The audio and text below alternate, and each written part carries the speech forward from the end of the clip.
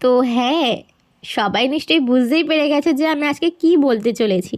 এই দিদিরই ছিল আগের দিন বিয়ে, যার ভিডিও তোমরা দেখেছো, আর যারা যারা দেখোনি অবশ্যই গিয়ে দেখে এসো। আর সেই দিদিরই ছিল আজকে রিসেপশন। আর দিদি বারবার করে ঘুমিয়ে পড়ছিল। সত্যি কথা বলতে বিয়েতে খাওয়া দাওয়া ঘুম কিছুই ঠিকঠাক হয় না, ওর জন্য খুবই ক্লান্ত থাকে। এর জন্য আমি দিদিকে বলছিলাম তুমি ঘুমিয়ে পড়ো, আমি করে ফেলবো ঠিক। আর আমি ঘুমন্ত অবস্থায় সব কাজ আমি কমপ্লিট করলাম। তার মাঝে দিদির খিদেও পেয়ে গেছিলো। তো এরপর এই যে দিদির আই মেকআপ কমপ্লিট, হেয়ারও কমপ্লিট, শুধু লিপস্টিকটা আমি বলেছিলাম পরে পরাবো।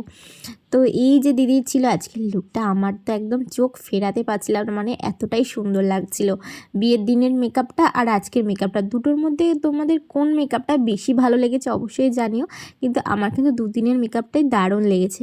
আর আজকের মেকআপটা আমার অনেক তাড়াতাড়ি হয়ে গেছিলো, আর আমার হাতে অনেকটা সময়ও ছিল, তাই দিদিকে বললাম যে আমি একটা ভিডিও বানাবো, তুমি শুধু একটু সুন্দর করে পোজ দিও, সিঁদুর পরলে পুরো মুখটা পুরো দোগ্গা দোগ্গা লাগে এই গানটাতে। বললো ঠিক আছে করো।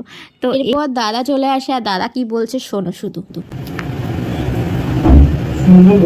এরপর তো ব্রাইডের মুখে দেখতে পারলে একগাল হাসি, বরের প্রশংসা শুনে কার না ভালো লাগে বলো তো। আর সত্যি কথা বলতে বররা যদি আরো বেশি করে বলে না তোমাকে খুব খুব সুন্দর লাগছে, তাহলে যেন মনটা আরো বেশি ভালো হয়ে যায়। আর সেটা তো বুঝতেই পারলে ব্রাইডের একগাল হাসি দেখে তোমরা। তো এরপর দিদির শাশুড়ি চলে আসে, আর শাশুড়ি কি বললো দেখো, ভালো লাগছে বৌমাকে? হ্যাঁ, খুব সুন্দর। আর এই ছিল আজকের আমার রিয়েল রিসেপশন ব্রাইডের ফুল লুক।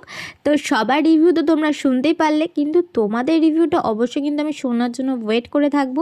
তোমাদের কেমন লাগলো অবশ্যই সেটা কমেন্টে জানাতে ভুলো না। ভালো লাগলে লাইক কমেন্ট শেয়ার অবশ্যই করে দিও। আর তোমরা যদি এরকম নতুন নতুন ব্লগ বা ভিডিও দেখতে চাইছো তো অবশ্যই আমার পেজটা ফলো বা সাবস্ক্রাইব করে দিও। তো আজকের মতো বাই।